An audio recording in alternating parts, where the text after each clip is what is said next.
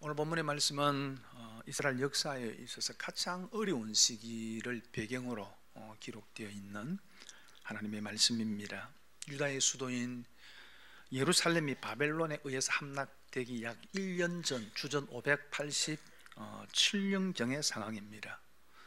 이때 바벨론 군대가 예루살렘을 포위하고 있었을 때입니다. 유다의 마지막 왕인 히스기야가 다스리고 있었지만은 바람 앞에 등불처럼 사실은 나라는 매우 이제 어려운 가운데 있습니다. 이러한 시기에 하나님께서 예레미야를 통해서 말씀을 주시는데, 그 말씀은 다른 것이 아니라 하나님을 배반하고 우상을 섬기고 수많은 죄악이 가득한 유다가 바벨론에 의해서 멸망당할 것이라는 메시지입니다. 그리고 시드기야 왕과 많은 백성들이 포로로 잡혀가게 될 것이라는 겁니다. 예레미야는 하나님께서 그에게 주신 말씀대로 증거했지만은 시드기야 왕은 돌이키기는커녕 오히려 예레미야를 시위대 감옥에 가두어 버렸습니다. 나라와 민족을 위해서 하나님께 주신 말씀대로 전했음에도 불구하고 오히려 억울하게 감옥에 갇히게 된 겁니다. 그러던 어느 날 사촌 형제인 하나멜이라고 하는 사람이 뜬금없이 찾아와서 아나돗 고향에 있는 자기 밭을 사달라라고 그렇게 요청을 한 겁니다.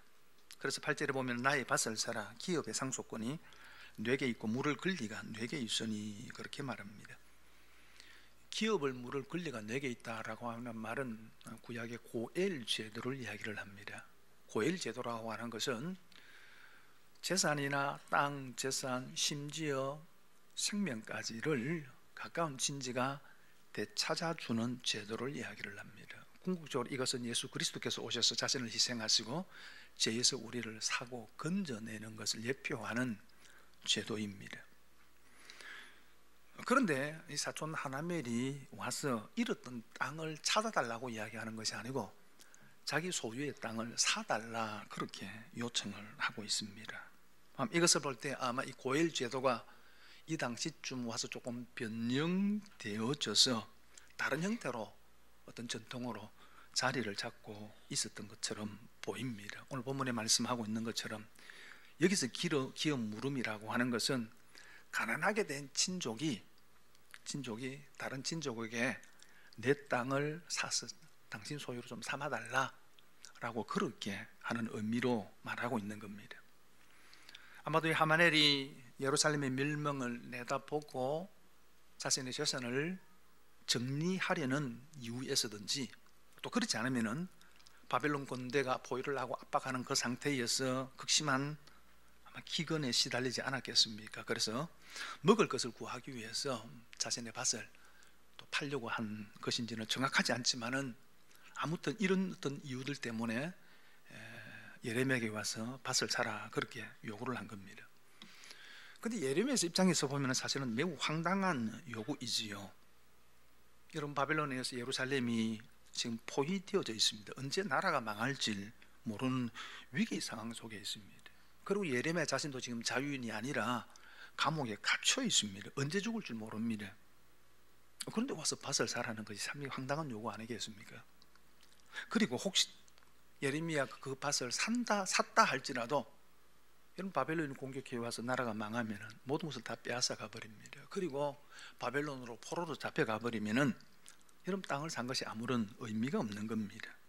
아무리 가까운 친지가 와서 자신의 사정이 어렵기 때문에 밭을 사달라고 요구한다 하더라도 그 상황에서 사실은 땅을 살 사람은 없습니다. 그런데 오늘 본문 9절에 보면은 예레미야는 전혀 예상치 못한 행동을 하지요. 하나멜이 제안한 그 밭을 사게 됩니다. 이럴 때는요, 좀 값을 후려쳐야 되잖아요, 그죠? 그러니까 반으로 딱 깎아서 그래야 되는데 평상시 가격 그대로 17세겔을 주고 사게 되어집니다. 이게 17세겔은 당시 노동자들이 2달 조금 더 일을 하면 받을 수 있는 그런 가격입니다. 아마 그 땅이 그렇게 큰 땅이 아니었을 수도 있고요.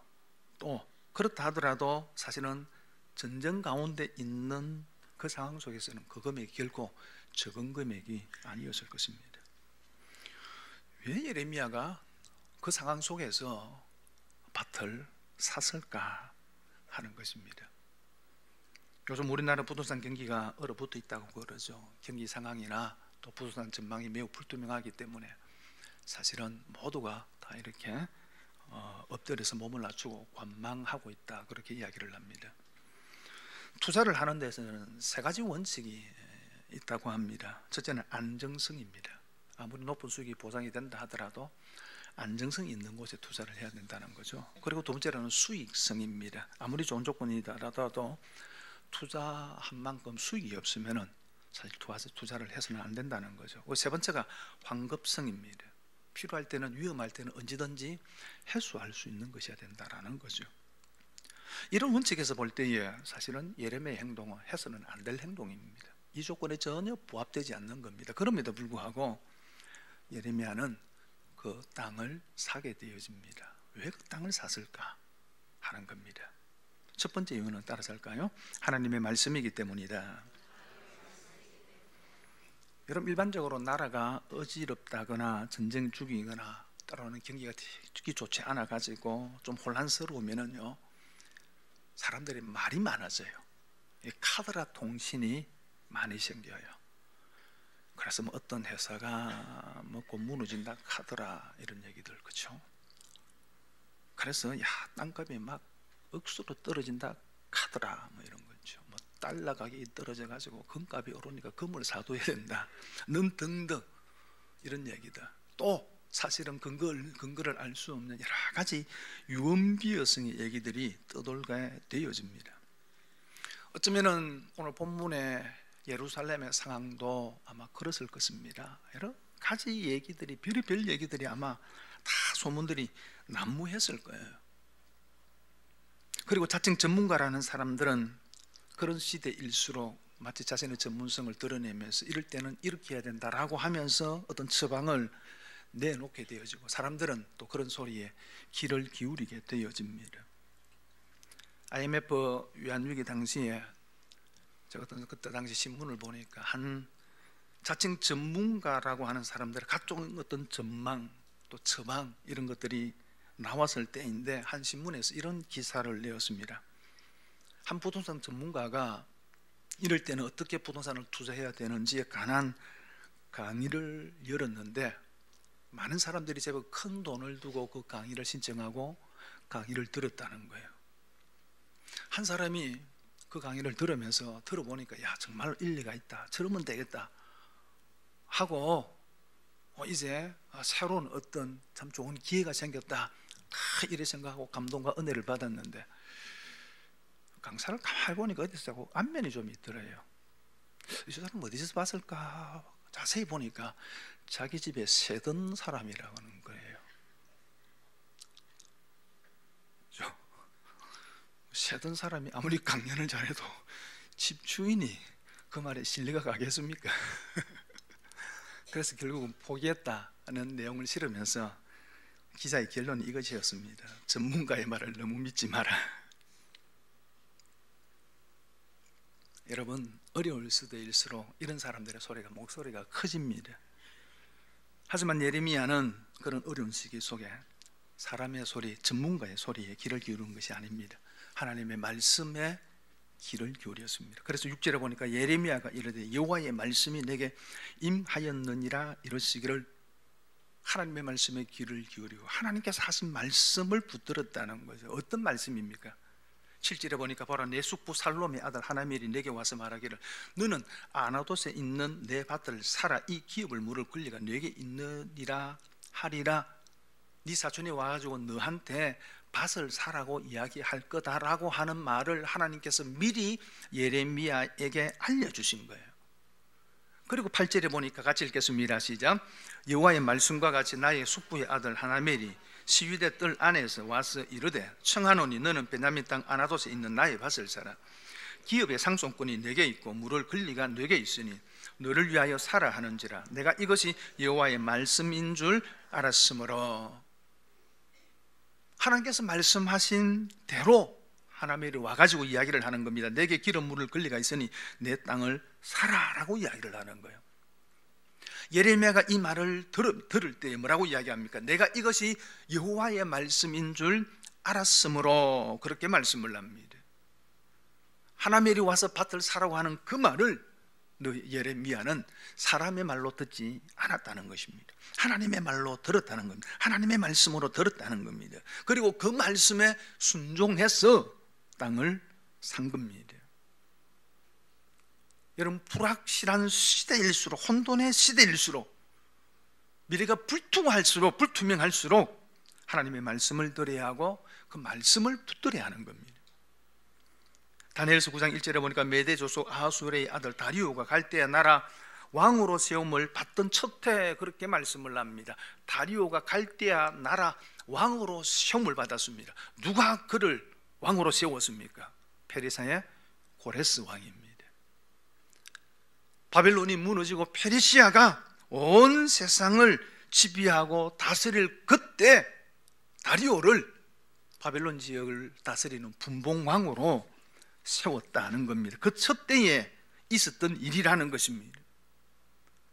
여러분, 세상의 주인이 바뀌었습니다. 나라가 바뀌는 것은 세상이 바뀌는 겁니다. 나라의 주인이 바뀌고, 그리고 한 시대 동안에 떵떵거리며 부귀 영화를 누렸던 사람들이 추풍 낙엽처럼 이제는 떨어지는, 다니엘처럼 바벨론의 총리를 지낸 사람들은 이제는 앞을 가늠할 수 없는 그런 위기와 혼돈의 시대를 맞이하게 되어진 겁니다. 그때 9장 2절에는 이렇게 이야기합니다. 곧 그 통치 원년에 나 다니엘이 책을 통해 여호와께서 말씀으로 선지자 예레미야에게 알려주신 그 연수를 깨달았나니 곧 예루살렘의 황폐함이 70년 만에 그치리라 하신 것이니라. 그런 혼돈의 시대에 미래를 가늠할 수 없는 불확실의 시대에 다니엘이 한 것은 서책을 읽는 것이었습니다. 여기 서책은 성경입니다. 하나님의 말씀을 기록한 두루마리입니다. 다니엘은 그 격동의 때에 내일을 알 수 없는 두렵고 혼돈의 시기에 하나님의 말씀을 읽었다, 그 말입니다. 그리고 그 하나님의 말씀을 통해서 하나님의 계시를 깨달았는데 그것은 바벨론의 고난이 70년 만에 끝난다는 내용입니다. 그래서 그 연수를 깨달은 날이 곧 예루살렘의 황폐함이 70년 만에 마치리라 하신 것이니라. 다니엘이 읽었던 말씀은 예레미야 선지자가 바벨론의 포로로 잡혀가 있는 유대 백성들을 위해서 보낸 편지의 일부분입니다. 예레미야 29장의 말씀입니다. 예레미야 29장 10절과 11절에 이렇게 말씀하죠. 여호와께서 이와 같이 말씀하시니라. 바벨론에서 70년이 차면 내가 너희를 돌보고 나의 선한 말을 너희에게 성취하여 너희를 이곳으로 돌아오게 하리라. 여호와의 말씀이니라. 하나님께서 받은 말씀을 예레미야가 기록해서 바벨론으로 보냈는데 다니엘이 그 서책 하나님의 말씀을 읽었다는 겁니다. 그 말씀을 읽다가 바벨론이 무너지고 메사파사가 들어지는, 세상의 주인이 바뀌는 그 변화 속에서 하나님의 놀라운 섭리가 있음을 보게 된 것입니다. 그것은 세상의 주인이 바뀌는 그 시점이 하나님께서 약속하신 바벨론에서의 70년의 포로 생활이 마치는 시점과 일치하다는 것을 발견하게 된 겁니다. 다시 말하면 혼란과 불확실성 그 속에서 말씀에서 하나님의 길을 찾았고 말씀에서 자신의 민족의 소망을 본 겁니다. 여러분, 그렇습니다. 우리가 언제나 길을 기울여야 할 것은 하나님의 말씀인 줄 믿습니다. 수많은 세상의 소리들이 있습니다. 수많은 사람들의 말이 있습니다. 그 말에 길을 기울이지 않고 그 말에 우리의 마음을 빼앗기지 않고 하나님의 말씀을 붙들어야 합니다. 말씀 안에 길이 있습니다. 말씀 안에 방법이 있습니다. 다 말씀을 가까이 하십시오. 그것이 내일을 준비하는 방법입니다. 그리고 두 번째로는 따라서 할까요? 희망을 믿었기 때문이다. 15절 말씀 함께 읽겠습니다. 시작.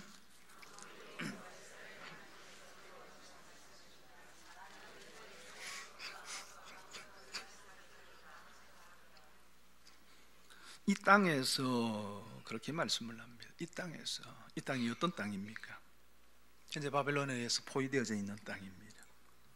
1년 이후면은 바벨론에 의해서 완전히 멸망당할 땅입니다. 모든 것이 불타고 허물어질 땅입니다.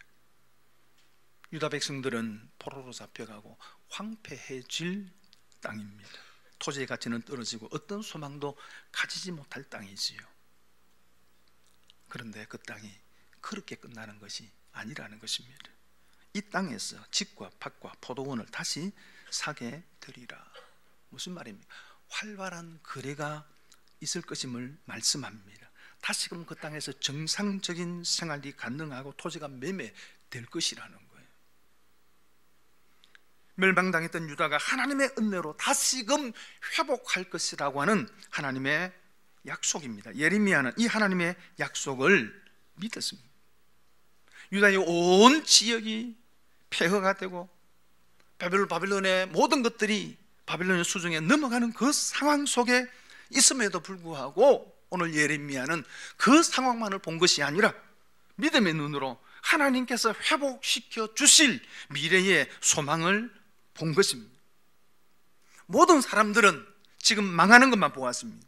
하지만 예레미야는 내일의 희망을 보았습니다. 그래서 현재의 가치가 아니라 미래를 내다보고 하나님의 땅을 매입을 한 것입니다. 현재만 보면 어리석은 행동이지만 예레미야는 미래를 보고 소망을 보고 소망을 산 것입니다. 물론 그렇다고 해서 예레미야가 그 땅의 가치가 올라가면은 팔아서 큰 시세 차익을 내가 누려야지 하는 그런 계산이 있었던 건 아닙니다. 그 일은 70년 뒤에 일어날 일로서 사실은 예레미야와는 전혀 상관없는 일입니다. 미래의 일입니다. 그리고 예레미야는 바빌론으로 포로로 잡혀간 것이 아니라 하나님의 말씀을 불순종하는 자들에게 끌려서 애굽으로 끌려가서 거기에서 죽음을 당하게 되어집니다. 하지만 예레미야는 불확실한 시대에 희망을 사고 싶었습니다. 모든 사람들이 장래에 대해서 불안해하는 그 시대에 하나님이 주시는 소망을 사고 싶었던 겁니다. 창세기 23장에 보면은 아브라함의 아내 사라의 죽음이 나옵니다. 사라의 나이 127세에 가나안 땅 헤브론에서 죽음을 맞게 되어집니다. 그런데 문제는 사라를 장례치를 안장할 땅 한 평을 아브라함이 갖고 있지 않았다는 것입니다. 그래서 그 지기 헷 사람들에게 찾아가서 부탁을 합니다. 내 아내의 장례치를 땅을 내게 팔아라. 그 막벨라 굴을 내게 팔아라. 그렇게 요청을 합니다. 그리 헷 사람들이 뭐라고 이야기하냐 그러면 당신은 우리 가운데 하나님이 세우신 지도자이니 좋은 땅을 선택하소서. 우리 중에서 당신의 죽은 자 장사함을 금할 자가 없습니다 하며 땅을 거저 주겠다고 합니다. 그래서 아브라함이 이렇게 이야기합니다. 막벨라 굴을 내게 팔라 충분한 값을 지불하고 사서 장례를 치르겠다 해서 거래된 금액이 은 400세겔입니다. 예레미야가 밭을 얼마 주고 샀다고요? 17세겔 주고 샀어요. 물론 많은 시대의 차이가 있기 때문에 동일한 가치를 가지고 비교할 수는 없지만은 분명한 것은 바가지 선 겁니다. 그리고 불만 필요했는데 밭까지 붙여가지고 400세겔에 산 거예요. 바가지 섰죠. 왜 아브라함이 그저 주겠다는데 왜 높은 가격에 그 땅을 샀을까 하는 것입니다. 출애굽 이후 여호와의 인도로 이스라엘 백성들이 그 땅에 들어가서는 돈 주고 그 땅을 산 건 아니잖아요. 그 땅을 정복해서 거저 얻습니다. 그런데 왜 아브라함은 돈을 주고 그 땅을 샀을까요? 그것은 후일 그의 후손들이 가나안 땅 전체를 차지할 때 정당한 근거를 마련하기 위한 겁니다. 쉽게 이야기를 하면은 하나님의 약속을 믿고 점 찍어둔 겁니다. 전문용어로 알박이 한 거예요. 요거 내 땅이다, 우리 땅이다 그 말이에요. 우리 땅이다. 하나님이 주시는 우리 땅이다는 겁니다. 하나님께서 아브라함에게 너와 후손에게 이 땅을 줄 것이라고 하나님께서 약속하셨습니다. 하지만 현실은 아내가 죽었지만 아내를 장례치를 땅 한 평 갖고 있지 않았습니다. 하나님의 약속이 언제 이루어질지 사실은 가늠할 수 없는 어떤 가능성도 보이지 않는 때였습니다. 그 약속은 400년 뒤에 이루어집니다. 그럼에도 아브라함은 하나님의 약속을 믿고 막벨라 굴을 그 땅을 선점한 것입니다. 하나님의 약속, 미래의 희망을 산 것입니다. 예레미야가 밭을 산 것도 마찬가지입니다. 희망을 말하고 싶었던 겁니다.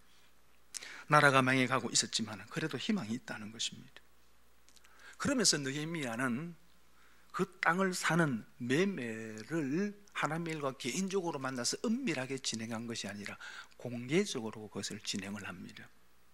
당시 매매 정서는 두 개를 만들어서 하나는 봉인을 하고 하나는 봉인하지 않은 채 두 개를 한 항아리에 넣어서 오랫동안 보관을 합니다. 봉인했다고 하면서는 거기에 도장을 찍어서 안에 내용을 변하지 않았다는 거예요. 이건 공식 문서예요. 그리고 또 하나 봉인하지 않은 것은 이 매매 약속의 내용이 어떤 내용인지를 알도록 하기 위해서 하나는 봉인하지 않은 채로 거기에 함께 보관을 해서 보관토록 한 겁니다. 예레미야는 그런 매매의 모든 과정을 많은 사람들이 지켜보는 가운데 공개적으로 모든 것들을 행합니다. 왜 그렇습니까? 자신이 땅을 사는 행위가 미래의 희망에 대한 증거가 되기를 원했던 겁니다. 표정이 되기를 원했던 겁니다. 예레미야가 전한 메시지의 핵심은 유다의 회복입니다. 지금은 비록 바벨론의 침략을 받아들여야 하지만 70년이 지나면 하나님께서 반드시 회복시켜 주신다라고 하는 희망의 메시지였습니다. 예레미야는 자신이 땅을 사는 그 행위를 통해서 자신이 전하는 그 메시지에 대한 증거를 보여주고 싶은 거예요.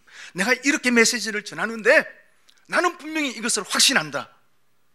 내가 그 증거를 보여주겠다 라고 하면서 하나멜의 땅을 산 것입니다.